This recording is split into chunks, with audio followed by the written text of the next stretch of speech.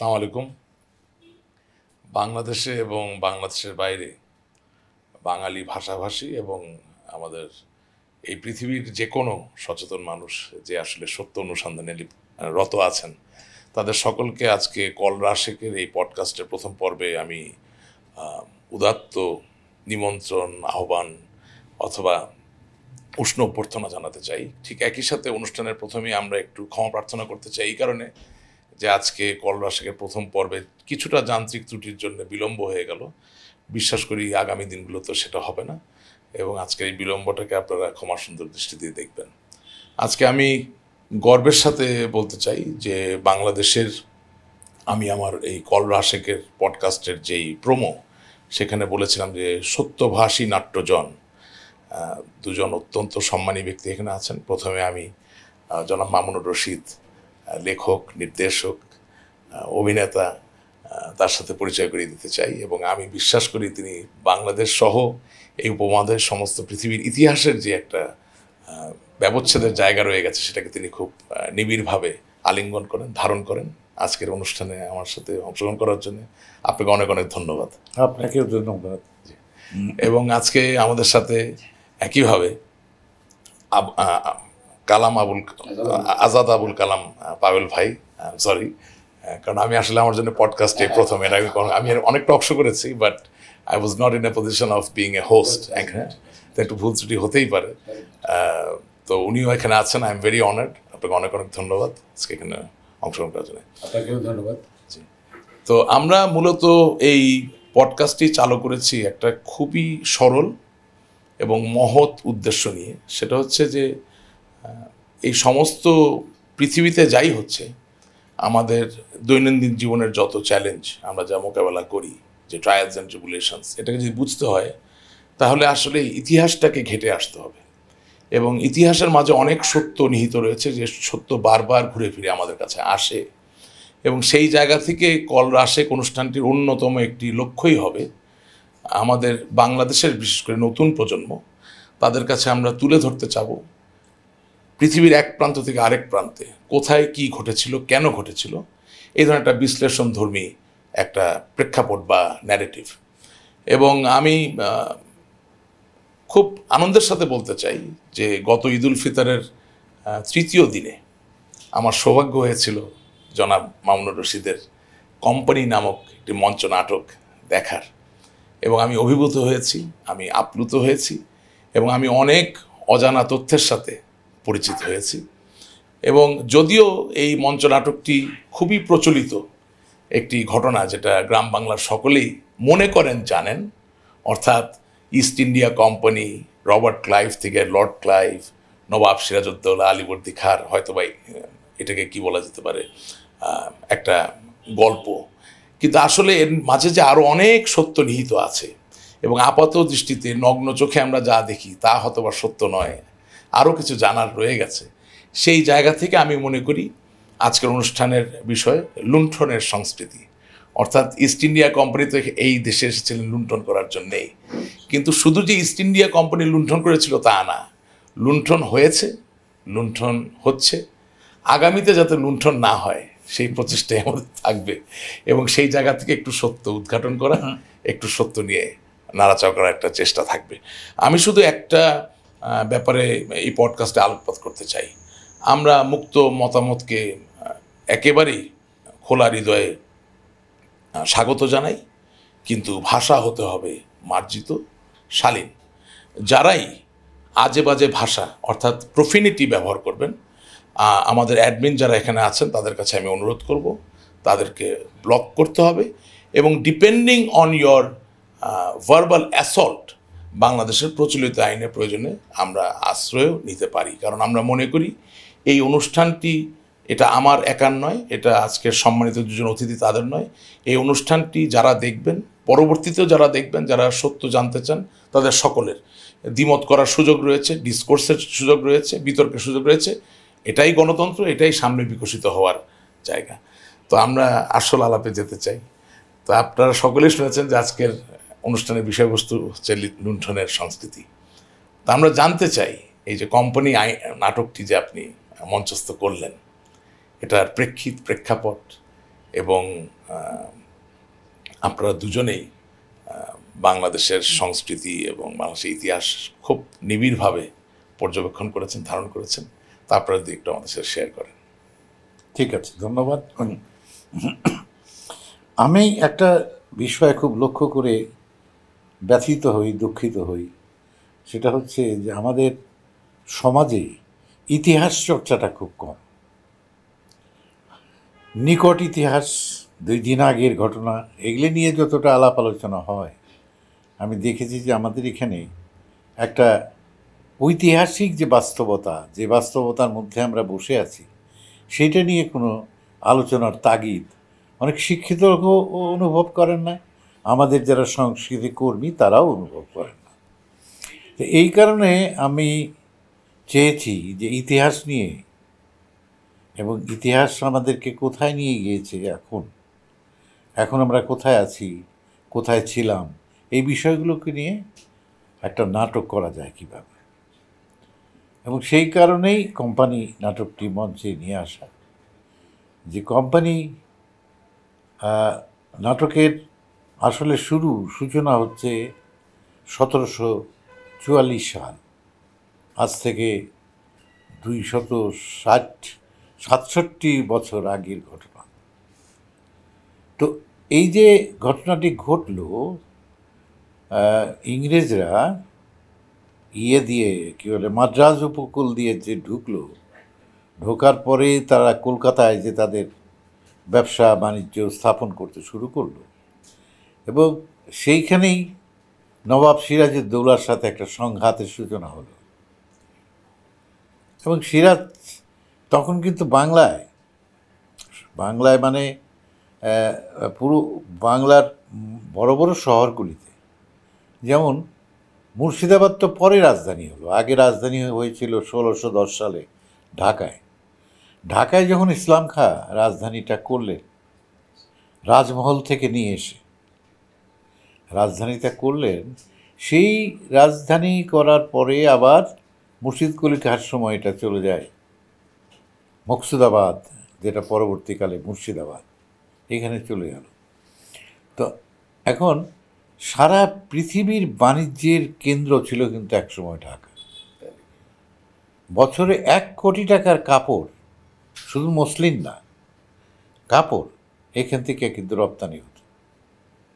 ইংল্যান্ডের কোন কুইন কারো বিয়ে হবে, এই মসলিন কাপড় এখান থেকে যেত। এবং তুলা, আমাদের সবচেয়ে বড় শক্তি হচ্ছে এটার কার্পাস। এই কার্পাস তুলাটা হচ্ছে কাপাসিয়া বলে যে জায়গাটা আছে এইখানে।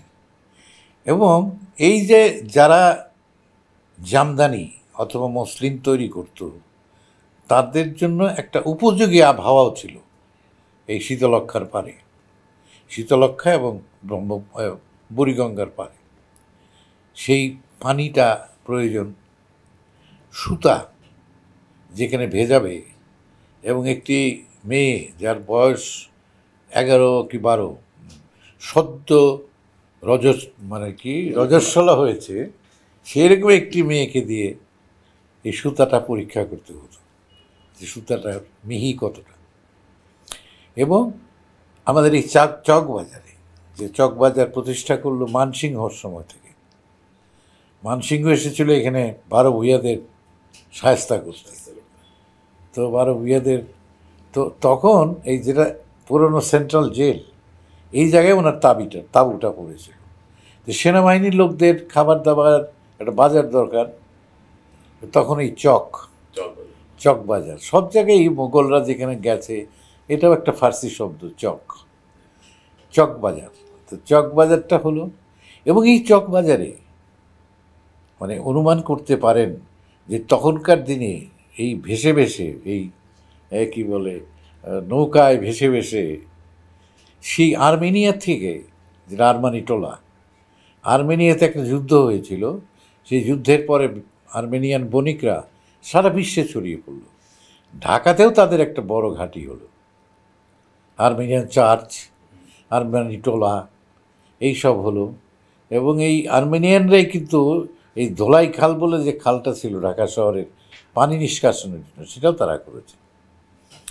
এখানে পর্তুগিজ ব্যবসায়ী, ইংরেজ, ডাচ, তারপর ফরাসি সৌরভ, তখন থেকে ফরাসি সৌরভ এখানে আসে। আমরা একটু জানতে চাচ্ছিলাম যে আমরা তো ইংরেজদেরকে বিদেশি বলে আখ্যায়িত করছি, কিন্তু ইংরেজদের আগে নবাব সিরাজউদ্দৌলা বা তার আগে আলীবর্দী খান এরা সবাই বা তার আগে মোগলরা সবাই বিদেশি, অথবা সরফরাজ আলী খান থেকে দিয়ে আপনি আসেন, আমার তো মনে হচ্ছে যে বাংলাদেশের শাসনের যে ধারাটা কখনোই আমরা অবারিত ধারায় হতে দিই, আমরা কখনো স্বশাসিত হইনি। এখানে একটা কু ছিল, চক্রান্ত ছিল। হ্যাঁ, স্বশাসিত হইনি। শুধু বাংলা বলে কথা না, পুরো ভারতবর্ষ যদি আমরা চিন্তা করি, ভারতবর্ষ আসলে কখনোই তাদের নিজেদের হিরো পায়নি, অথবা রাষ্ট্রনায়ক বলতে যেটা বোঝায়।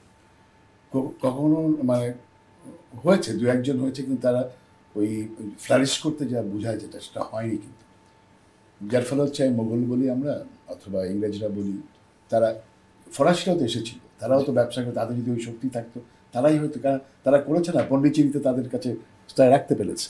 তার মানে হচ্ছে বাইরে থেকে যারাই এসেছে তারা এক ধরনের ক্ষমতা প্রয়োগ করা এবং ক্ষমতাকে ধরে রাখার চেষ্টা করেছে। কিন্তু আমরা যে নবাব সিরাজউদ্দৌলাকে হিরো হিসেবে দেখানোর চেষ্টা করছি, এটা আলীবর্দী খান, এটা একটা বড় কারণ হচ্ছে যে নবাব সিরাজউদ্দৌলা বা আলীবর্দী খাঁ, এই যে পরিবার, অথবা এমনকি আমরা যদি মোগলও বলি, এদের সম্পর্কে মানুষের কোনো ধারণা নেই, কারণ এদের ইতিহাস লেখা হয়েছে এদের মতো করে।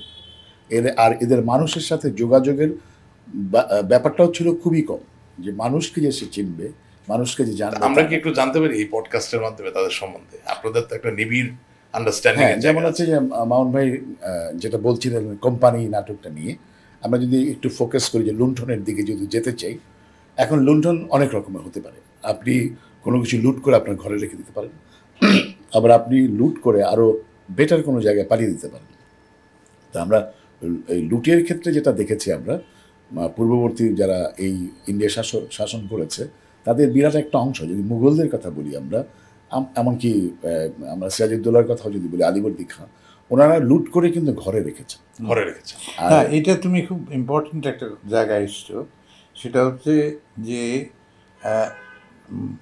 ব্রিটিশের আগে যারা এই দেশের শাসন ক্ষমতায় ছিল, তারা কিন্তু ওই লুট করে বা লুট করতো না, তারা যে খাজনা নিত, খাজনা টাজনা নিয়ে যে অর্থটা, যে বিলাসী জীবনযাপন করতে, যা ঠিক একটা সাধারণ কৃষকের তখনও কোনো অধিকার ছিল না, তারা তাদের খাজনাটা খুব ভদ্রভাবে পরিশোধ করে দিত। ওইখান থেকে যে উদ্বৃত্ত মূল্যটা হতো সেটাই বিশাল।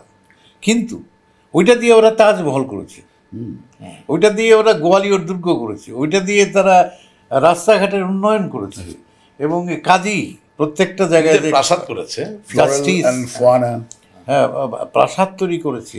এই ঢাকা শহরেই কত প্রাসাদ ছিল, কিন্তু টাকাটা ওদের দেশে বা ওদের দেশ তো তুর্কমেনিস্তান বা সেই যদি আমরা পারস্যও ধরি, পারস্য নিয়ে যায়নি। হ্যাঁ, কিন্তু পাঠানরাও নেয়নি।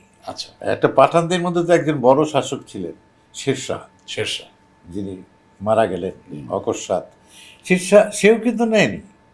কিন্তু ব্রিটিশরা আসার পর আমরা জানি যে মুর্শিদাবাদ ট্রেজারি যেদিন ওরা লুট করে, 23শে জুনে তো পলাশির সেটেলড হয়ে গেল, হেরে গেল। এরপর যখন ওরা ঢুকছে, ওরা অন্য কোথাও গেল না, সমস্ত সেনাবাহিনী এবং ক্লাইভ সহ, ক্লাইভ, কিলপ্যাট্রিক, আরও যারা ছিল আর কি, তারা সব ঢুকে গেল কিন্তু ট্রেজারি লুট করতে। এবং একসময় সেনাবাহিনী তার নিয়ন্ত্রণের বাইরে চলে গেল। তারা বললো যে লুটের টাকা আমাদেরকে ভাগ করে দেবো এক্ষুনি। এবং ওখানে একটা কথা ছিল, মীর জাফর কথা দিয়েছিল, কলকাতার যে ইংরেজরা আছে তাদেরকেও টাকা দেবো আমি। বলতে তারা কেন টাকা পাবে? সেনাবাহিনী মানছে না সেটা, বলতে ওরা কেন টাকা পাবে? যুদ্ধ করলাম আমরা, ওরা কলকাতায় বসে বসে কেন এই টাকার ভাগ পাবে? এই লুট। অ্যান্ড অ্যানাদার পয়েন্ট হচ্ছে যে লুটটা কিন্তু উর্দু শব্দ। আচ্ছা, এটা কিন্তু উর্দু শব্দ, লুট, লুটলিয়া, লুটেরা, এগুলো সব উর্দু শব্দ। এই ব্যাটা, এই ক্লাইভ এটাকে কিন্তু ইংরেজি ডিকশনারিতে ঢুকিয়েছে। লুটিং, লুটেড, এগুলো কিন্তু ঢুকেছে বাংলা ডিকশনারিতে, ঢুকেছে লুটতরাজ। এবং যেহেতু শব্দ হিসেবে এটা খুব ভারী, লুট, শুনতেও খুব একটা ঘৃণার উদ্রেক করে, সেই কারণে বাংলাও এটা গ্রহণ করা হয়ে গেল। আমরা বললেই বলি যে লুটতরাজ, লুটের মাল, এবং এটা হিন্দিতে ঢুকেছে হরিলুট, হরিলুট করে ফেললো। তা আপনার নাটক কিন্তু যে লুটলিয়া লুটলিয়া যে গানটা, it enticed me actually. It conveys a very strong message. তা আমার দুজনের কাছে একটা প্রশ্ন আছে। হ্যাঁ, ঠিক আছে। সেটা হচ্ছে এই যে আপনারা বললেন যে যখন পাঠানরা অথবা সিরাজউদ্দৌলা বা আলীবর্দী খাঁ বা মোগলরা তাদের লুটের সম্পদের দিকটা ছিল অভ্যন্তরীণ, বাইরে যেত না, যেখানে তারা অবস্থান করছেন সেখানেই তারা লুটটাকে ব্যবহার করছেন বা সংরক্ষণ করছেন। বা আচ্ছা, এখানে একটা তথ্য দেওয়া দরকার। সেটা হচ্ছে 1707 সালে যে আওরঙ্গজেব মারা যায়। আওরঙ্গজেব মারা যাওয়ার আগেই তো ভাইয়ে ভাইয়ে যুদ্ধ বিগ্রহ শুরু হয়ে গেল। যে আওরঙ্গজেব মারা যাওয়ার পর এই দেশীয় রাজ্য যেগুলো, বাংলা, বিহার, উড়িষ্যা, যেমন ওইদিকে দাক্ষিণাত্য, ওইদিকে অমুক জায়গা, এগুলোতে যারা শাসক ছিল তারা কিন্তু স্বাধীন হয়েছিল অনেকটা। যে দিল্লি থেকে একটা দুর্বল একটা দিল্লির মোহাম্মদ শাহ অথবা শাহ আলম দ্য সেকেন্ড, যে এই ধরনের কিছু বাদশাহ ছিল, তারা ওই সিল মারত। গেলে কিছু টাকা নিয়ে গেলে 10,000, 20,000, 1 লাখ নিয়ে গেলে ওটা সিল মারে দিত, যা সনদ নিয়ে যা। এটা না মারলেও কিছু আসতো যাইত না। এবং আরেকটা জিনিস ছিল যে এইটাই কিন্তু ওই স্পিরিটটা ছিল সিরাজদৌলার, যে সিরাজদৌলার স্বাধীন নবাব, বারবার বলা হয় যে বাংলার স্বাধীন নবাব, ওইটুক স্বাধীনতা ছিল তার। এবং এই স্বাধীনতা হয়তোবা আমাদের ইতিহাসের একটা মূল ঘোরাতে পারে না। আমরা যদি একটা জিনিস জিজ্ঞাসা করি যে ধরেন প্রথম কথাটা হচ্ছে যে আলীবর্দী খাঁর নবাবীর সূচনাটা কোথা থেকে? খুব খারাপ। এটা একটা প্রশ্ন, এটা জানা দরকার। খুব খারাপ। আর 2 নম্বর হচ্ছে যে আলীবর্দী খাঁ এবং নবাব সিরাজউদ্দৌলা উভয়ই নিশ্চয়ই স্বাধীনচেতাভাবে চালানোর চেষ্টা করেছে, কিন্তু প্রজা বা নাগরিকের ক্ষমতায়নের ব্যাপারে যে একটা দায়িত্ব থেকে যায় নিপতির, রাজার বা সেই জায়গায় তাদের রোলটা কি ছিল? আপনারা দুজন যদি একটু আমাদের সাথে শেয়ার করেন। আমার যতটুক পাঠ আর কি, তাতে আমার কাছে মনে হয় কিন্তু যে ওদের চেয়ে বরং ব্রিটিশরা প্রজার প্রতি অথবা যাদেরকে সে শাসন করছে তার প্রতি কিছু দায়িত্ব অনুভব করেছিল। সমাজ গঠন করার ক্ষেত্রে বলেন, অর্থনীতির ক্ষেত্রে বলেন, লুণ্ঠন করেছে, কিন্তু একটা স্ট্রাকচার দাঁড় করার চেষ্টা করেছে। কিন্তু আমাদের মুঘল তাও আওরঙ্গজেব পর্যন্ত তাদের ওই চেষ্টাটা ছিল, রাস্তাঘাট করার থেকে, শিক্ষা প্রতিষ্ঠান করার থেকে। এবং এটা দেখো যে সার্ভে, অল ইন্ডিয়া যে সার্ভে, এটা কিন্তু মোগলরা করছে।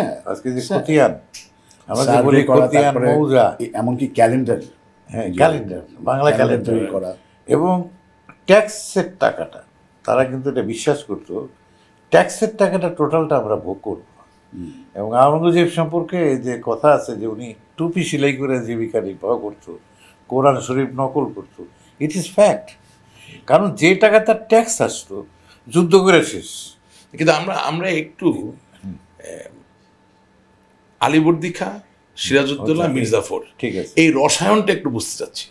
এটার তো একটা সরাসরি সম্পর্ক আছে আমাদের বর্তমান ইতিহাসের সাথে, এবং তারা কোথা থেকে এলো, শাসক কোথা থেকে এলো, একটু যদি আমাদেরকে এরা এসেছে ইরাক থেকে, আর অমাত্য যারা আমির ওমরা অনেকেই এসেছে তুরস্ক থেকে। কিন্তু মির্জাফরীয় কেউ ছিল, ভারত মহাদেশেও কেউ ছিলেন, সেটা আমির ওমরা হইতে পারে। কিন্তু তোমার এই ফ্যামিলিটা যেটা বলছে, এই ফ্যামিলির এটা ইরাক থেকে আসছে। ওকে।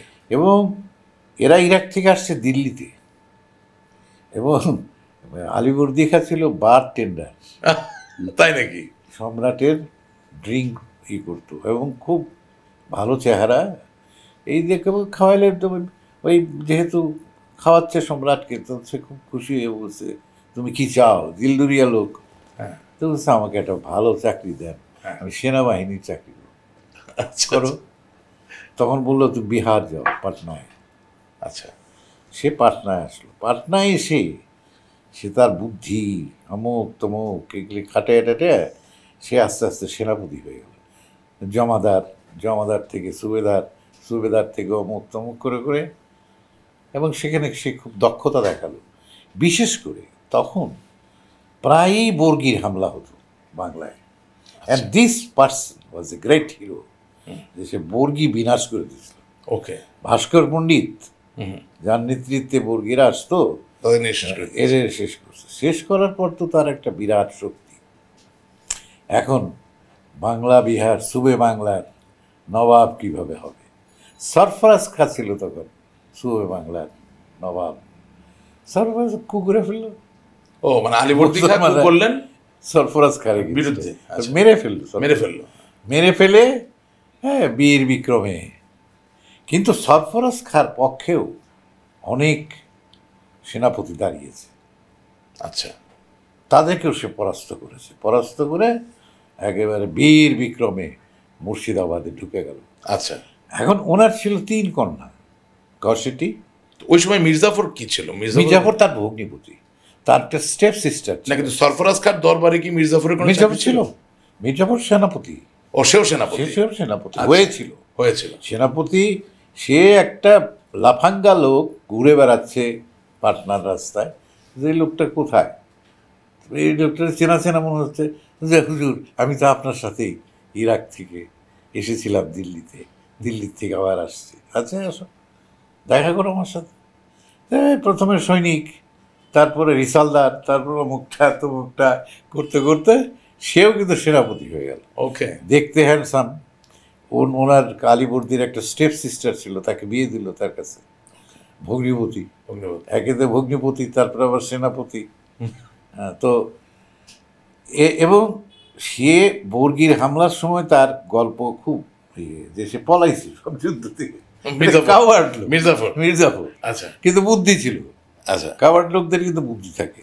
দুপুরে যুদ্ধের মধ্যে খেয়ে ঘুমাতো। হ্যাঁ, খেয়ে ঘুমাবে। খাবারের পর এগুলি ছিল তার, খেয়ে ঘুমানো, আফিম খাওয়া, সাংঘাতিক আফিম খাওয়া নেশা ছিল তার। তার মানে আপনি বলতে চাচ্ছেন যে আলীবর্দী খাও যে নবাব হলেন, তার নবাবির জায়গাটা একটা বিরাট বড় নৈতিক চ্যুতির জায়গা ছিল, আছে, যেহেতু আছে। হত্যা করেই তাকে নবাব হতে হলো। সরফরাজ খাঁকে হত্যা করেছে। এবং অনেক সময় যখন সিরাজউদ্দৌলা করছে, যে মির্জাফরকে যখন মানে সেনাপতির থেকে সরিয়ে দিল, তারপরে কিন্তু ওর নানি আলীবর্দীর স্ত্রী যায় বলছে, ডোন্ট ডু ইট, তুমি যেটা করছো আগে, এর গলাকে এটা ফালাও, ওরে করো, এগুলা করো না। সরফরাজ খার মৃত্যু আমি নিজের চোখে দেখেছি, তার সন্তানদের হাহাকার। সরফরাজ খার স্ত্রীকে কিন্তু মাসোহারা দিতেন আলীবর্দী, তাই মাসোয়ারা দিত। হ্যাঁ, ছেলে পেলের লালন পালন এগুলো সবই করছে। ওকে, ও কিন্তু অন্য মানে সে বারটেন্ডার ছিল কোর্টে, জীবনে কোনোদিন মদ স্পর্শ করে নেই। দ্বিতীয় নারী তার জীবনে আসেনি আলীবর্দীর জীবনে। এই জন্য সিরাজকে বলতে, তুই ঠিক হয়ে যা, তুই ঠিক হয়ে যা, ঠিক হয়ে যায়। সিরাজকে এটা শোনে নাকি? পরে কোরআন শরীফ, সিরাজ আবার এগুলি মানত। তো পাবেল ভাই একটু মামুন রশিদ সাহেবের ওই জায়গা থেকে আপনি হ্যাঁ, বলো। সিরাজ তুই ঠিক হয়ে যা, ওই জায়গা থেকে আসেন। তুই ঠিক হয়ে যা। না, সিরাজকে একটা, সিরাজের বয়স একটা ফ্যাক্টর ছিল তখন। সে তো আসলে খুব অল্প বয়সেই মানে নানার প্রশ্রয় পেয়েছেন। এবং যেটা হয় যে অল্প বয়সে কম বুদ্ধি, এটা তো যতটাই হোক রণকৌশলের একটা বিষয় থাকে, এবং রাজনীতির একটা বিষয়। ঠিক হয়ে যা বলতে নানা কি বোঝাতো? একটা হচ্ছে তার তো মানে দ্বিচারিতা ছিল বিভিন্ন ধরনের। একটা হচ্ছে যে আপনি বলতে পারেন মদ্যপান করা, অথবা নারী সংসর্গ, নানান ধরনের নারী সংসর্গ, এবং ওই যে ধর মার কাট, এই ব্যাপারগুলো তার মধ্যে ভীষণভাবে ছিল। তো আলীবর্দী তো আলীবর্দীর একটা ধী শক্তি কিন্তু ছিল, যেটা হচ্ছে যিনি স্নেহ করতেন ওকে, কিন্তু এক ধরনের গার্ডিয়ান মতো কিন্তু আচরণ করতেন, যে ঠিক হয়ে যা, যেটা বললো যে এখনো ঠিক হয়, এখনো বোঝার চেষ্টা কর যে সামনে কি আছে। আর সিরাজউদ্দৌলার জীবনটা যদি আমরা দেখি, আমরা দেখবো কিন্তু সবসময় একটু বেশি উত্তেজিত লোক। হ্যাঁ, মানে সব খুব দ্রুত রিয়্যাক্ট করা, আগে পিছে কম ভাবা, এবং হঠাৎ করে শাট করে সে বলে ফেললো যে মির্জাফরকে তার সেনাপতি হিসেবে দরকার নেই। তার অন্য সেনাপতিরা বলছে যে না তাকে আপনি কি ঠিক ডিসিশন নিচ্ছেন, এরকম ডিসিশন নেওয়া যাবে না, বলছেন আমি বলছি আবার সেই কিন্তু আবার যখন আবার আবার 2 দিন বাদে চেঞ্জ করে ফেলে। এটাও শোনা যায় সে নাকি কুলীন যে সমাজটা ছিল, মানে বাংলা বিহার উড়িষ্যার এই নবাবীকে ঘিরে যে একটা কুলীন সমাজ গড়ে উঠেছিল, যারা ধন্যাঢ্য, যারা প্রভাবশালী, তাদের মাঝে বোধহয় খুব একটা সে নিজের জায়গাটা পপুলার ছিলেন না, মেনে নিতে পারে নাই। সবচেয়ে বড় সমস্যা ছিল তাকে মানে নবাব হিসেবে মেনে নিতে পারে নাই, আমত্তরাও তো মেনে নিতে পারে নাই, যা তার চেয়ে বয়স একটু বড়, বিজনেস যারা করতো, যেমন জগৎ শেঠ, উমিচাঁদ, জি, রাজবল্লভ, রায় দুর্লভ, এরা কেউ মেনে নিতে পারে। এদের মধ্যে ব্যাংকের চিন্তা ঢুকে গেছে। তাদের টাকশাল, ঢাকাতে টাকশাল ছিল, টাকা ছাপানো হতো টাকা। এদের এই লেভেলের পাওয়ারফুল তারা ছিলেন, এবং তাদের থেকে বয়সে কম এবং একটু উদ্ধত, যেহেতু উদ্ধত ছিলেন, যার ফলে তারাও চাইতো যে কোনো একটা সুযোগ পেলে। আমরা এই জায়গাটা ফিরে আসবো। পারবে, আমার একটা ছোট প্রশ্ন, আলীবর্দী খাঁ, নবাব সিরাজউদ্দৌলা, লুণ্ঠন শব্দটাকে টার্সেরি ভাবে ব্যবহার করা যেতে পারে। খাজনাই হোক, খাজনা আমি দিব কেন, যদি আমার কাজ না হয় খাজনা দেওয়ার তো কোনো নৈতিক জায়গা তৈরি হয় না। খাজনা নেওয়া বা দেওয়ার সাথে নৈতিকতার একটা সম্পর্ক আছে, অর্থাৎ আপনি আমার কল্যাণেই তো আমার খাজনাকে ব্যবহার করবেন। নিশ্চয়ই নর্তকীর নৃত্য দেখার জন্য অথবা ঝাড়বাতির আলো জ্বলবে বা রুম ঝুম ঝুম ঝুম বেজে উঠবে এবং তার মাঝে আপনি উন্মাদ আনন্দ করবেন, তার জন্য তো আর আমি খাজনা দিব না। সুতরাং নৈতিক যে জায়গাটা সেটা হয়তো ওইভাবে ছিল না। এবং যেটা একটু আপনাদের আগে আলাপ আলোচনায় ফুটে উঠলো যে স্কুল করা, কলেজ করা, ঠিক আছে, আমরা যে আরবি ভাষাটাও চুজ করে নিই, মাদ্রাসা, যেখানে জ্ঞান চর্চা হবে, এই জায়গায় হয়তো বা তারা খুব একটা মনোনিবেশ করে না। ফার্সি এবং তখন তো ফার্সি বাঙালদের মাঝে ফার্সি কয়জন জানতো? প্রশাসনিক ভাষাটা ছিল তাদের ফার্সি। তার মানে অর্থাৎ বাঙালির সাথে সম্বন্ধ স্থাপনের যে জায়গাটা, সেটা খুব একটা তৈরি হয়নি। তো লুণ্ঠনটাকে যদি আমরা একটু একটা জায়গায় উঠিয়ে রাখি, এবং তাদের পরে ইংরেজরা আসলেন, তারাও লুণ্ঠন করলেন, কিন্তু লুণ্ঠনটা এক জায়গায় ছিল, বাংলায় কোথাও যায়নি, সেটা নবাবী সময়।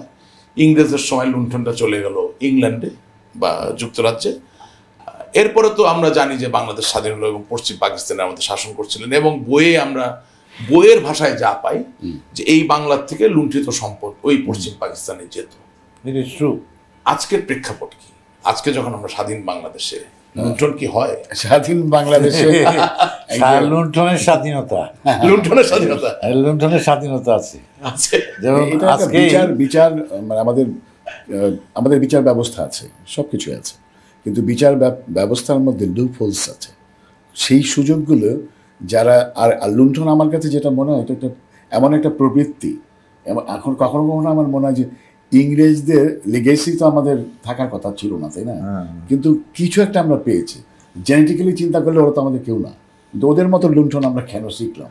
তার মানে আমরা কিছু ওদের মতো না, ওদের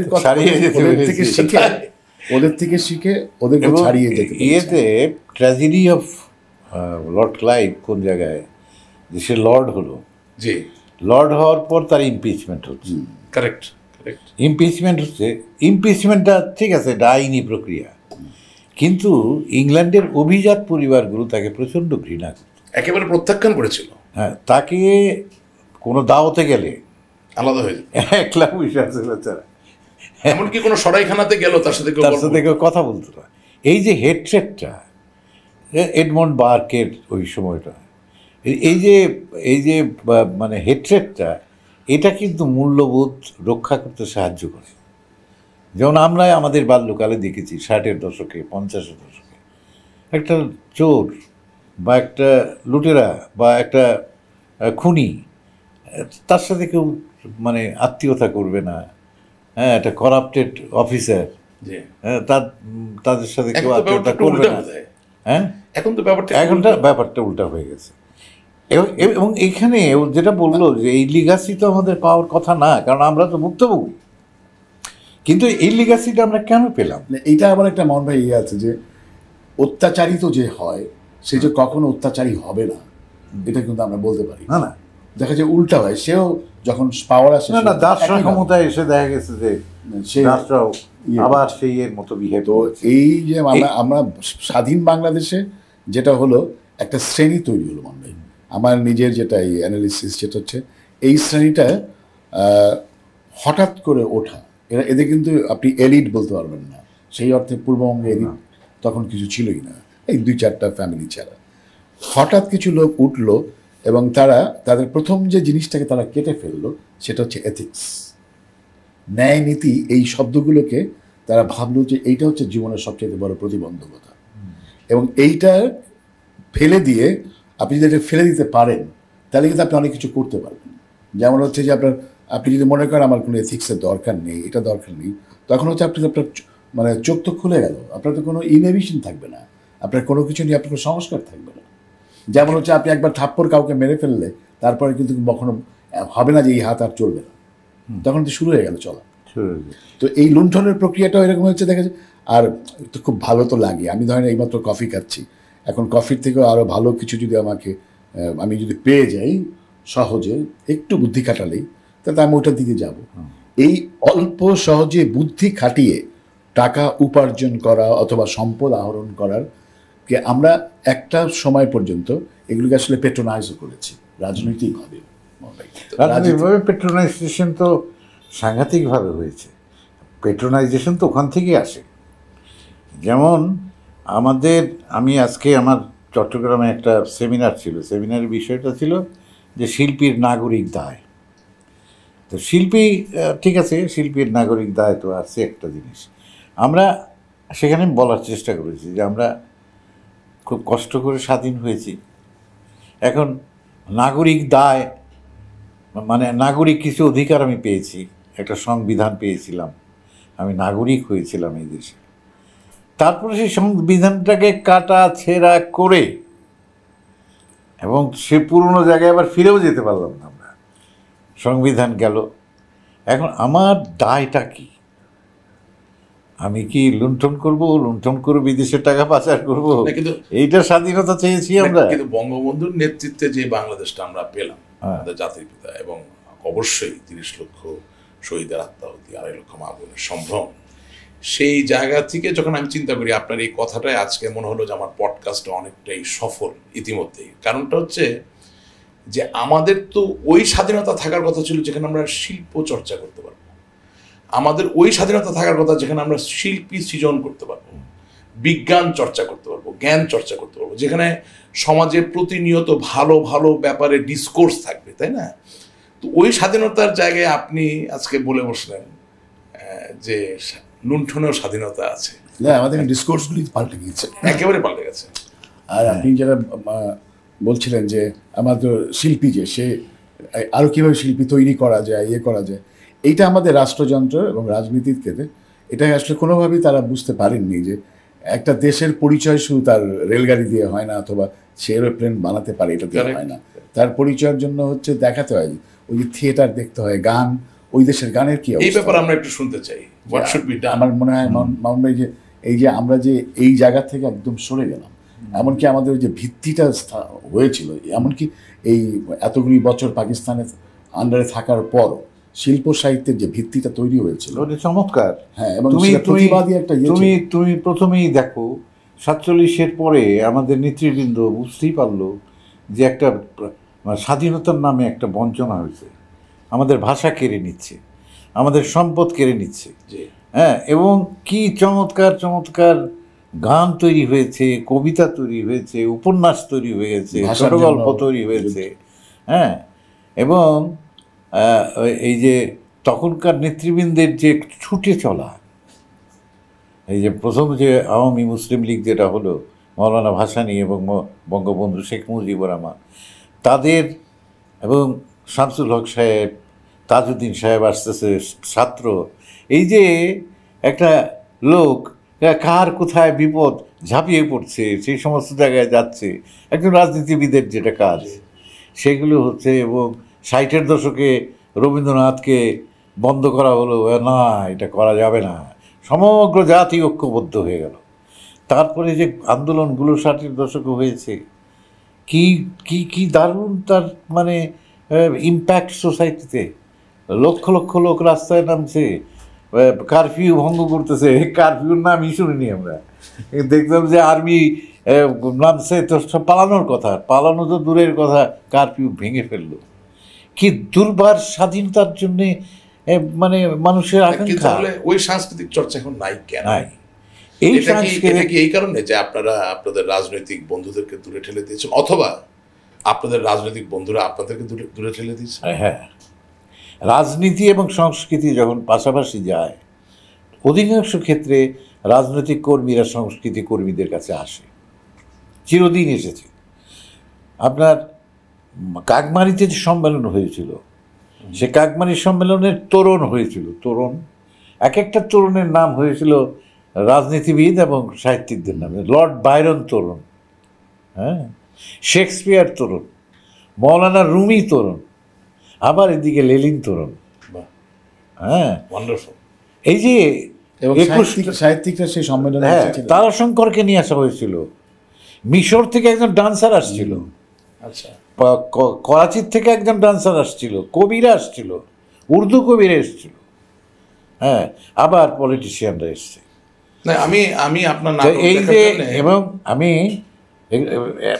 একটা প্রসঙ্গ বলি, প্রণব মুখার্জি তার একটা বইয়ে একটা জায়গায়, উনি এসেছিলেন কিনা জানি না, তখন তার বয়সও হয়তো 13-14 বছর হবে। উনি লিখেছেন যে কাকমারি সম্মেলনে কথা আমার মনে আছে, এবং যত জায়গায় আমার এই জীবনে যত দেখেছি, তখনই রাজনীতি তুঙ্গে থাকে যখন রাজনীতিবিদরা সংস্কৃতি কর্মীদের কাছে যায়। ওয়ান্ডারফুল। এখন পার্থক্য হয়ে যেটা, সেটা হচ্ছে সংস্কৃতি কর্মীরা পলিটিশিয়ানদের পেছনে করে। এটা কিন্তু এটা সাংঘাতিক খারাপ সাইন। এই যে দেখেন বঙ্গবন্ধুর মেমোয়ারে দেখেন, সে আর আব্বাসউদ্দিন গান গাইতে গাইতে আসতেছে, আব্দুল লতিফ, এই লতিফ আয়, হ্যাঁ, এবং আব্বাসউদ্দিনের মেমোয়ারে ওনার কথা আছে, জি, জসিমউদ্দিনের মেমোয়ারে ওনার কথা আছে। তাহলে এই যে লোকগুলির সাথে তার যে পরিচয়, এই যে পরিচয়, হ্যাঁ, এবং একদম ব্যক্তিগত পরিচয়।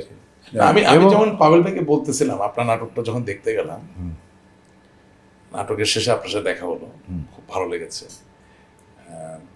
নাটক দেখে বের হওয়ার পরে পাগল ভাইয়ের সাথে আমাদের একটা জায়গায় ইন্টারাকশন, আমি কিন্তু ওনার সাথে শেয়ার করতেছিলাম যে শিল্পকলা যখন ওখানে প্রবেশ করলাম, আমি খুব আহত হয়েছি। মনে হলো জিন্দা লাশ ধারণ করার একটা জিন্দা কক্ষ তৈরি করা হয়েছে। তার মানে ওর যে যত্ন করতে হবে, ওখানে মানুষ গিয়ে যে উজ্জীবিত হয়ে যাবে, জাগ্রত হবে, সেখান থেকে মানুষ নতুন কিছু নেবে, সাহস আহরণ করবে, আশা করা শিখবে। ওই এনভায়রনমেন্টটা, ওই পরিবেশটা তৈরি করার জায়গায় দেখে, ওটা তো একটা সিনেমা হলের মতো একটা থিয়েটার হল, এবং ওখানে তো পৃথিবীর সব জায়গায়, রয়্যাল শেক্সপিয়ার কোম্পানিতে তুমি গেছো, জি, রয়্যাল শেক্সপিয়ার কোম্পানিতে কত কিছু, একটা মিউজিয়াম, আমি থিয়েটার, এটা কালচারের পার্টি হয়নি, একদমই হয়। এটা ডিসিশনটা কিন্তু সংস্কৃতি কর্মীরা নিতে পারবে না, এটা ডিসিশন কিন্তু পলিটিশিয়ানদের। যে পলিটিক্স আসলে তো একটা দেশকে গাইড করে কি, পলিটিক্স একটা রাষ্ট্রকে, জাতিকে গাইড করে কিন্তু পলিটিক্স। সেইটার সাথে মানে কালচার অ্যাক্টিভিস্টের সাথে থাকতে পারে বটে, কিন্তু একটা দিক নির্দেশনার মধ্য দিয়ে। এখন রাষ্ট্র যদি মনে না করে যে আর্ট কালচার এগুলো নেসেসিটি, তাহলে মানে কালচার অ্যাক্টিভিস্টরা জোর করে মনে করতে পারবে না, কারণ তার পেট্রন তো হইতে হবে অবশ্যই পলিটিশিয়ানস। এবং এই একই ঘটনা আসলে ওই 1757 তো বাস্তব, কারণ যারা আমাদের শাসন করছিল তারা যদি আমাদের বিলিফস, আমাদের বিশ্বাস, আমাদের সংস্কৃতির সাথে সম্পর্কিত থাকতেন, তাহলে নিশ্চয়ই তাদের শাসনটা অত দুর্বল হতো না, যেখানে একটা চক্রান্তের মধ্য দিয়ে খুব সহজেই ইংরেজরা তাদেরকে সরিয়ে দিয়ে। তুমি শুধু কম্পেয়ার করো, কারেক্ট কথা বলেছো, কম্পেয়ার করো আকবরের সাথে।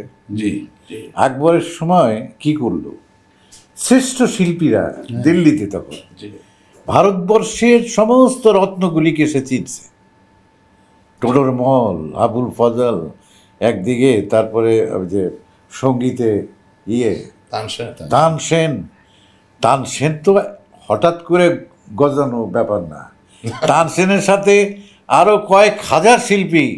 যে আমরা যখন শিল্পের ইতিহাস পড়েছি, যে আকবরের সময় এবং আওরঙ্গজেবের শেষ দিকে। এটা একটা বড় বড় কারণ মনে হয় যে মুঘলদের মধ্যে তারা অত্যাচারী ছিল কি না ছিল, কালচার কিন্তু বিরাট একটা ফ্যাক্টর ছিল প্রথম থেকে। কারণ বাবর যদি মানে he was the founder of the Mughal dynasty, উনি নিজে তো কবি ছিলেন, কবি 9 বছর বয়স থেকে ডায়েরি লেখে। হ্যাঁ, এবং বাবরনামা লেখে। বাবরনামা ও কিন্তু বাবরনামা এক্সপার্ট।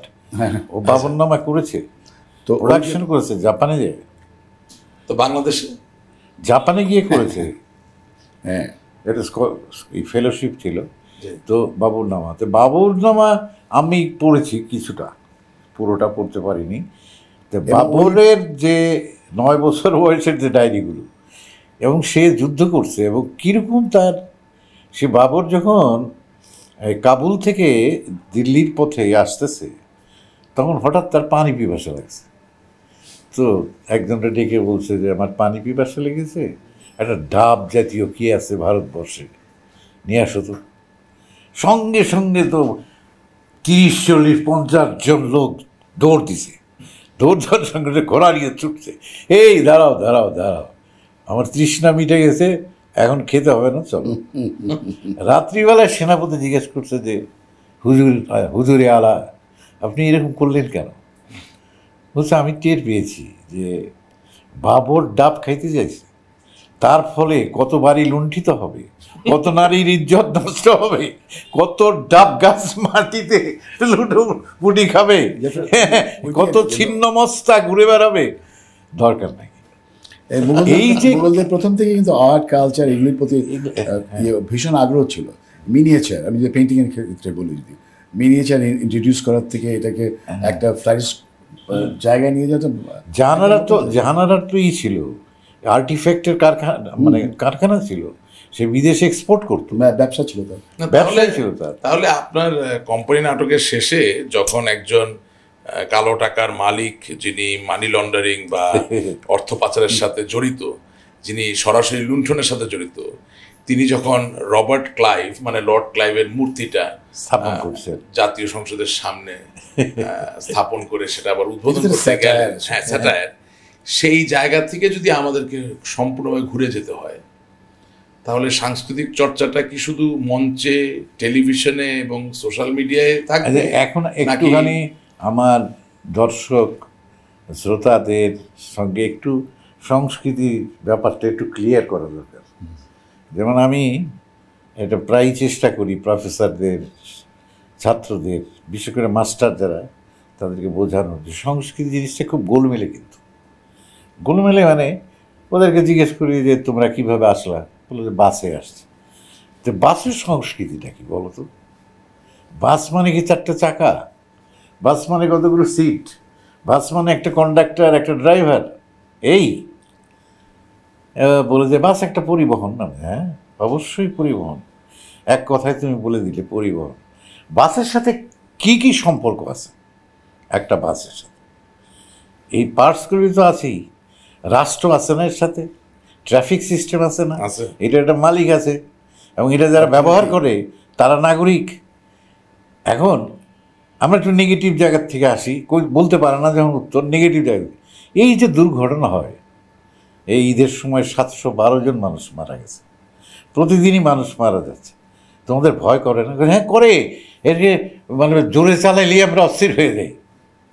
আমি তাহলে এটা সংস্কৃতিটা কি? এর শুদ্ধ সংস্কৃতিটা কি? শুদ্ধ সংস্কৃতিটা হচ্ছে এটাই, নিরাপদ পরিবহন। ওয়ান্ডারফুল। এখন এই নিরাপদ পরিবহন করতে গেলে কত কিছু ঠিক করা লাগে। সংস্কৃতির গোলমালের জায়গাটা কিন্তু এইটাই, যে সংস্কৃতি বললাম যে আমরা এই যে সরকার মাঝে মাঝে করে শুদ্ধাচার। শুদ্ধাচার কি ছেলে খেলা? শব্দটা শুনতে ভালো লাগে, হ্যাঁ, এবং এটা বলতে পারলেও না এক ধরনের স্ট্যান্ডবাজিও হয়। হ্যাঁ, তো আমাদের তো সব এই সোজা লাইন ধরা, মানে আপনি আমরা যেসব বিষয় নিয়ে কথা বলছি এগুলো এমনভাবে প্রথিত এখন, যে একটু আগে বলা হচ্ছিল না যে কিছু শব্দই আছে যে আপনি এখন যদি বলেন সেটা লোকে হাসবে। যেমন এই নৈতিকতা শব্দটা এত মনে হয় যেন এত পুরান, এটা কেন বলে লোকে? কিন্তু এটাকে আবার আপনার যে আধুনিক, আসলে মানুষের এই শব্দটা জানা উচিত। এইটাকেই তার একদম নৈতিকতাটা কেমন ছিল। আমরা যেমন নাকি ধরো আমি এটাও এক্সাম্পল দিই মাঝে মাঝে যে এই যে রাজা বাদশারা, এই যে আমরা আকবরের কথা বলছি, বাবরের কথা বলছি, ইংল্যান্ডের কুইনের কথা বলছি, নেদারল্যান্ডের রাজার কথা বলছি, সুইডেনের রাজার কথা বলছি, হ্যাঁ, ডেনমার্কের রাজার কথা বলছি। এই রাজারা এবং আমাদের পাশের রাজা, এই কী বলে, থাইল্যান্ডের রাজার কথা, তার সুখ্যাতি করি মাঝে মাঝে আমরা। কিন্তু নেপালের রাজা টিকলো না কেন? ওই হচ্ছে সংস্কৃতির সংকট। ও টিকে নাই, ওর অস্তিত্ব নাই।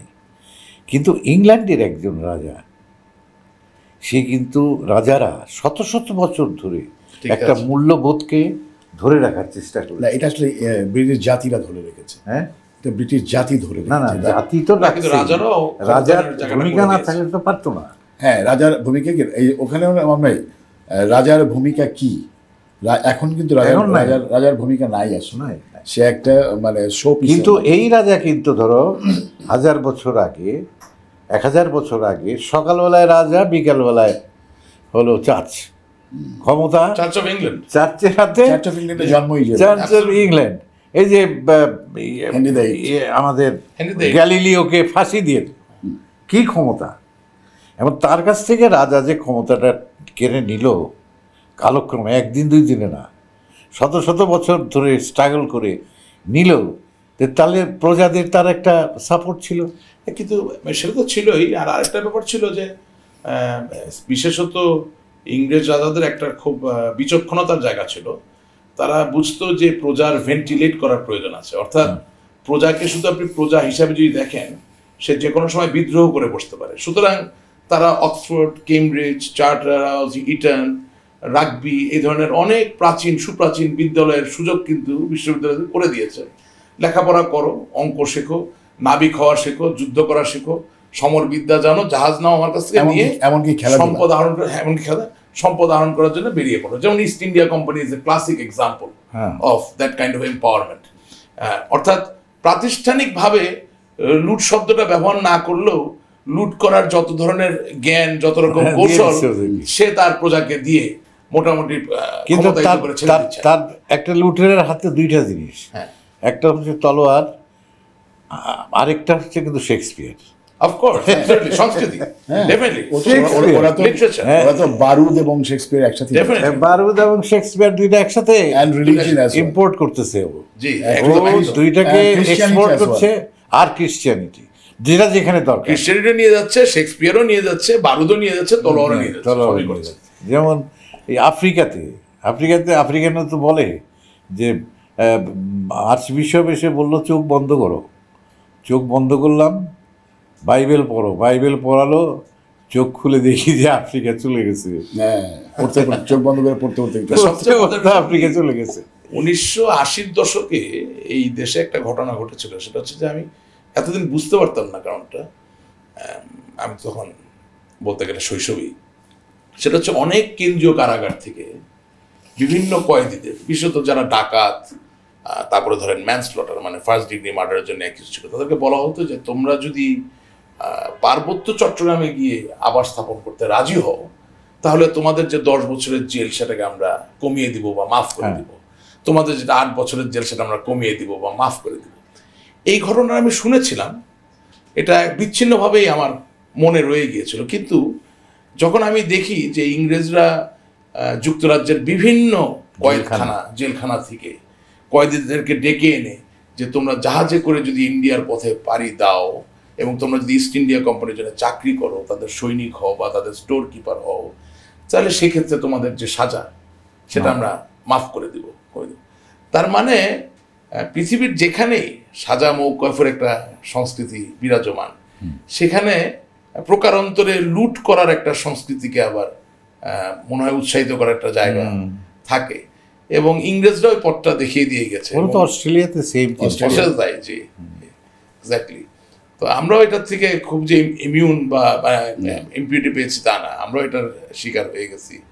এবং আপনারা যথার্থই বলেছেন। তো আমরা একটা যেমন ধরেন প্যাকেজ নাটক, এর পায়োনিয়ার ছিলেন আপনি। এখন তো আমার এটা বলা ঠিক কিনা, আমার শ্রোতারা হয়তো বা কিছু মনে করতে পারেন, প্যাকেজ নাটকের একটা দৈন্য দেখা যায়। মানে আমাদের শৈশবে প্রথম কথা বিটিভির প্রযোজকরা যেই নাটকগুলো তৈরি করতেন সেগুলোর কাহিনী, সেগুলোর গল্প, সেগুলোর সংলাপ শক্তিশালী ছিল, সহজ সরল শব্দই ব্যবহার করতে চাই, মনে রেখাপাত করতো। আপনারা ছিলেন, আলী জাকির সাহেব ছিলেন, অনেকেই আজকে আমাদের মাঝে নাই, ডক্টর এনাম ছিলেন। আবার একই সাথে প্যাকেজ নাটক যখন শুরু হলো তখনও কিন্তু আউটস্ট্যান্ডিং অনেক নাটক তৈরি হয়েছে। কিন্তু আজকে যখন বাংলাদেশের 30টারও অধিক নিজস্ব বাংলা ভাষার চ্যানেল বিরাজমান, তখন এই পরিস্থিতি 40টা। সেদিন একজন এসে বললো যে আমাদেরটা 40 নম্বর 40টা। আজকে এই অবস্থা। আমি তখন নায়ক নায়িকাও চিনি না, এটার কারণ আমার লেখকও চিনি না। আমার যেটা মনে হয় আসলে বাংলাদেশে এতগুলি চ্যানেল দরকারই ছিল না, নাম্বার 1। আচ্ছা, একটা চ্যানেল সারা দিন চলে, সারাদিন সারা রাত চলে সব চ্যানেলে। তো এই সারাদিন সারা রাত কী চলবে? তা আপনি এটা ফিট করতে হবে। তো এটা আপনি কী দিয়ে করবেন? আপনার কি ওই লেভেলে অত এক্সপার্ট লোক আছে? এক্সপার্ট লোক মানে একজন ক্যামেরা চালাচ্ছে, এটা একটা এক্সপার্টিস। একজন এডিট করছে, এটা একটা এক্সপার্টিস। কিন্তু যে স্টোরি টেলার হবে, যে কে লিখবে তাকে, কতজন লোক আছে যে 40টা চ্যানেল ঠিক মতো লিখতে পারবে? কতজন অভিনেত্রী আছে যে সে চিন্তা করে ওই অভিনয়টা করতে পারবে? আপনার তো এই পরিমাণ লোক নাই যতটা আপনার বাক্সগুলি খুলেছেন। কিন্তু এটা কি দেশটাকে কিছুটা দেউলিয়াপনার দিকে নিয়ে যাচ্ছে? উদ্দেশ্যহীন সংস্কৃতি, এটা মানে কোনো সমাজটাকে উদ্দেশ্যহীন করে কিছু লোককে, এবং কিছু লোক ভাবছে যে তার একটা টেলিভিশন চ্যানেল থাকা মানে হচ্ছে তার একটা আলাদা রকম পরিচয়, এবং তার কিন্তু সংস্কৃতি ভাবনা নেই, কিছুই নাই। তার হয়তো অর্থনৈতিক ভাবনা কিছু থাকতে পারে, কিন্তু অন্য কোনো ভাবনাই নেই যে আপনার যে কালচার, অথবা লাইক, টিকটকের লাইক, ফেসবুকের লাইক। না, এইটা আবার হচ্ছে আমার কাছে টেকনোলজি আমরা তো ব্যবহার করি। আর আপনি যদি বলেন তথ্য প্রযুক্তি বলেন, বলেন, এটা থেকে কিন্তু আমাদের কারোই রক্ষা নেই। এটা তো হবেই। গুগলে সার্চ দিলাম, হ্যাঁ, most famous actor of Bangladesh, যে নামটা আসলে সেটা বলতে চাই না। এবং যখন আমি লিঙ্কে ক্লিক করলাম, ওনার ফেসবুক, ইউটিউব বিভিন্ন চলে গেলাম, লক্ষ লক্ষ মিলিয়ন লাইক।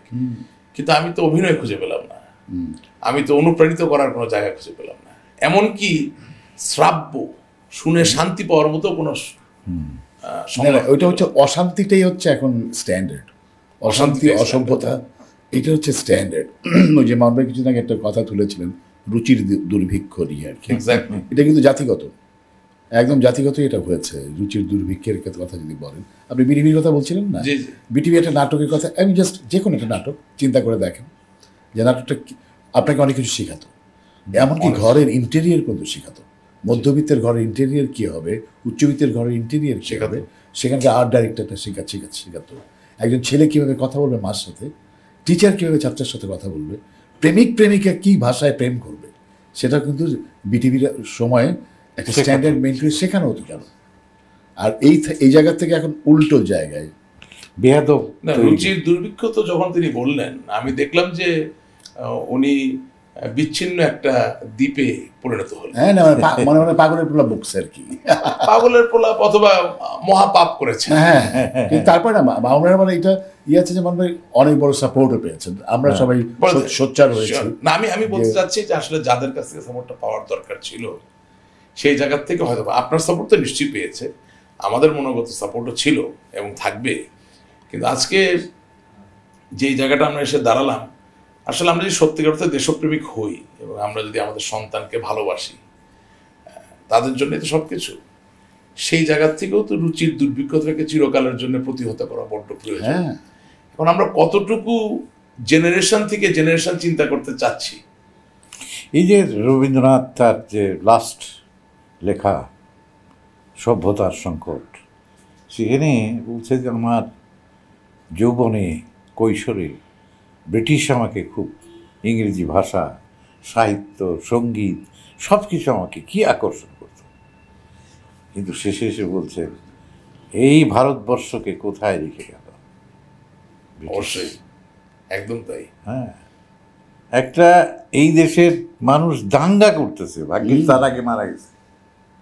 নজরুল বাকরুদ্ধ হয়েছে, উনি মারা গেছে। মারা গেছে। এই দেশের একটা হিন্দু মুসলমান যারা শত শত বছর পাশাপাশি থেকেছে, একজন আরেকজনের গলায় ছুরি ধরতেছে। হত্যা করছে। 1 কোটি মানুষ এখান থেকে শরণার্থী হয়ে চলে গেল। আর ওইদিকে পাঞ্জাবে তো ভয়ঙ্কর অবস্থা, পাঞ্জাবে তো 71-র চেয়ে বেশি। এবং আরেকটা জিনিস হয়েছে কি, আমার কাছে মনে হয় এটা ওই যে সভ্যতা, রুচি সব কিছুরই ব্যর্থতা এবং বিপর্যস্ত হওয়ার পিছনে আরেকটা কারণ আছে, যে আমাদের দেশের কিছু কিছু রাজনীতিবিদ, নাম বলতে চাই না, যারা ঐতিহাসিকভাবে বিভিন্ন পর্যায়ে একেবারেই সমাজের যে প্রকার প্রকৃতি ছিল সেটাকে পরিবর্তিত করে ফেলেছিলেন। অর্থাৎ অনেক বেনোভেলেন্ট আইডিয়া, অনেক নোবেল কাজ কিন্তু ধন সম্পদের মধ্য দিয়েও এসেছে। যেমন ধরেন আমাদের ঢাকা বিশ্ববিদ্যালয়ের জন্য নবাব আলী, তিনি স্যার সলিমুল্লাহ তিনি তার জায়গা দিয়েছেন, না থাকলেও তার দিতে পারতেন না। সো ধন সম্পদ অথবা যে কোনো ধরনের সম্পদ যার আছে, তাকে যদি আমরা ওই জায়গা থেকে ডিসপ্লেস করে ফেলি, সেই জায়গাতেও কিন্তু একটা খুব অনাকাঙ্ক্ষিত ফাঁকা বা শূন্যতা তৈরি হবে। এবং আপনি দেখবেন যে ভারত পাকিস্তান বিভাগের পরে বিশেষত বাংলাদেশে, আজকে যদিও শেরে বাংলা একে ফজলকের মৃত্যুবার্ষিকী, আমার বলা ঠিক কিনা যায় না, মানে এই যে জমিদারি প্রথা উঠিয়ে দেওয়া, পাই আমি জমিদারির পক্ষে না, বলছি যে অ্যাডহক বেসিসে কিছু করলে, প্রজাস্বত্ব আইন করাতে আপাত দৃষ্টিতে মনে হয়েছে যে খুব ভালো কাজ হয়েছে, কিন্তু অ্যাব্রাপ্টলি যখন আপনি কিছু করেন তখন যেটা হয় যে ওই ভ্যাকিউমটা পূরণ করার কেউ থাকে না। কারণ দিনের শেষে তিনি তখন একটা অভিভাবকের জায়গায় ছিলেন, দিনের শেষে তার সম্পদ তাকে কিছুটা হলেও ক্ষমতা দিত একটা স্কুল বা একটা মক্তব নির্মাণ প্রতিষ্ঠা বা তা পরিচালনা করার। আজকের বর্তমান বাংলাদেশে যেমন আমি ন্যাশনাল ডিফেন্স কলেজে একটা কোর্স করছিলাম, এটা বলা হচ্ছিল capstone course, it's a very good course. সেখানে আমি একটা সেমিনারে বক্তব্যই দিলাম যে বাংলাদেশে একটা নতুন বাণিজ্য তৈরি হয়েছে, গার্মেন্টস যেমন একটা বাণিজ্য, সোয়েটার শিল্প যেমন একটা বাণিজ্য, ঠিক একইভাবে বিদ্যালয় প্রতিষ্ঠা একটা বাণিজ্য। সেখানে বেতন নিয়ে বাণিজ্য নয়, সেখানে চাকরি দিয়ে বাণিজ্য। অর্থাৎ আপনি একটা বিদ্যালয়ে নিয়োগ বাণিজ্য তৈরি করছেন, আপনি জমি দিচ্ছেন এবং যারা জমি দিচ্ছেন তারা নিজেরা নিজেদেরকে চাকরি দিচ্ছেন, এমপি হচ্ছে, এবং যাদের জমি নাই তাদের কাছ থেকে আবার বড় মোটা অঙ্কের একটা উৎকোচ নেওয়া হচ্ছে। এই যখন অবস্থা, তখন আমার মনে হয় যে আসলে এটা একটা 3 ডাইমেনশনাল। আরেকদিন আলাপ করি, এটা নিশ্চয়ই একটা অনেক বড় সাবজেক্ট, আরেকদিন আলাপ করি। আজকে বরং আমরা তো আসলে অনেক ঘন্টা হয়ে গেছে, আমরা আজকে খুবই প্রাণবন্ত আলাপ হয়েছে এবং আমি মনে করি যে জি প্লিজ আপনি। আমি বলছিলাম যে আমরা এক জায়গা থেকে শুরু করে এত কিছু, এত প্রসঙ্গ উত্থাপন করা হয়েছে যে কোনটা রেখে কোনটাকে আমরা অ্যাড্রেস করবো অথবা ইন ডিটেইলে যাব, এটা খুব ডিফিকাল্ট হয়ে গেছে। এটা আমারও সীমাবদ্ধতা, কারণ এটা একটা ভালো হতে পারে, এটা তো ভালোই। আমরা যদি ঠিক করে দিতাম যে আজকে আমরা শুধু গণিত নিয়েই কথা বলবো, মানে কথায় কথা বলছি আমরা আর কি, আমরা অনুষ্ঠানের একেবারেই শেষে। তো পাবেল ভাই, আপনি সবশেষে একটু যদি কিছু বলতে চান দর্শকদের উদ্দেশ্যে। দর্শকদের উদ্দেশ্যে, ও বাবা ওই বিদ্যা আমার নাই, দর্শকদের উদ্দেশ্যে কিছু বলতে হয় মামুন ভাই বলবেন। না, দর্শকদের উদ্দেশ্যে আমরা কিছু বলবো না। একটা হলো যে একটা কাজ শুরু হলো, এবং রাশেকের কাছ থেকে আমরা যেটা জানতে পেলাম যে এই কাজটা উনি করেই যাবেন, খুব ভালো কথা। এবং এখানে যদি আমরা আমাদের মুক্ত চিন্তা প্রকাশ করতে পারি, যেটা সবচেয়ে কঠিন কাজ, সেই মুক্ত চিন্তা প্রকাশের সুযোগটা যদি আমরা পাই, তাহলে পরে একটা মহৎ কাজ হবে, এইটুকু আমি বলতে পারি। এবং আমাদের শ্রোতারা নিশ্চয়ই যদি আমরা ভালো কিছু বলতে পারি, তারা শুনবেন।